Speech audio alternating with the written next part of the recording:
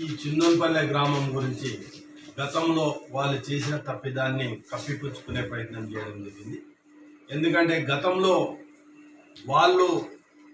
మంత్రిగా ఉన్నప్పుడే ఆ చిన్నోన్పల్లి గ్రామం 1.5 TMCతోన రిజర్వాయర్ నిర్మాణం స్టార్ట్ చేయడం జరిగింది.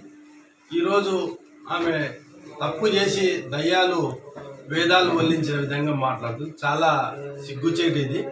ఎందుకంటే గతంలో ఆమె ఉన్నప్పుడే స్టార్ట్ చేసింది.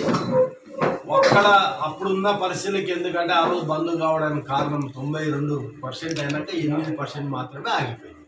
ఎందుకు ఆగిపోయిందంటే అప్పుడు ఉన్న క్రాంతి కన్స్ట్రక్షన్కి భరసింహారెడ్డి గారి గొడవలు జరగడం వల్ల ఆ రోజు ఆ కమిషన్లకి కక్కుర్తిపడి పనులు ఆపేయడం జరిగింది. అప్పుడు పోలీస్ కేసు కూడా అయింది. మీ అందరికి తెలిసిందే. వాళ్ళ అనుచరులు కూడా కోర్టు జైలు కూడా పోయి రావడం జరిగింది. భరసింహారెడ్డి యాంటిసిపేటెడ్ బెయిల్ తెచ్చుకోవడం జరిగింది. దీనికి అందరికి కూడా కారణం వాళ్ళే. ఈరోజు వచ్చి ఏదో ప్రజల సానుభూతి పొందడానికి ప్రయత్నం చేస్తున్నారు. అందరూ కూడా తెలిసిన వాళ్ళే.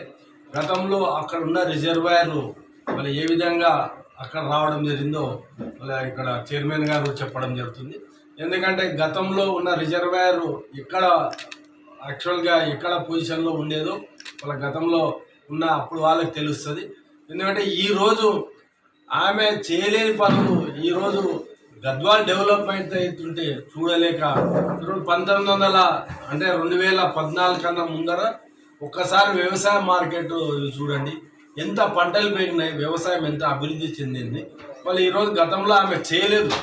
ఈరోజు ఈరోజు ఎక్కడ కూడా నాణ్యతతో కూడిన పనులు చేయలేదు.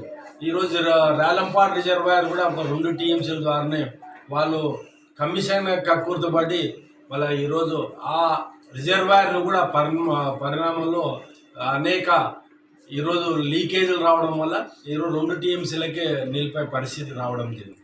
ప్రజలకి నిజాయితీగా మాట్లాడి ప్రజలని మీరు అభివృద్ధి పథం తీసుకుపోయే విధంగా పనులు చేయండి తప్ప మీరు టూరిస్టులు గద్వాలకి, మీకు నిజంగా ఇక్కడ ఈ ప్రజల నిజమైన ప్రేమ లేదు.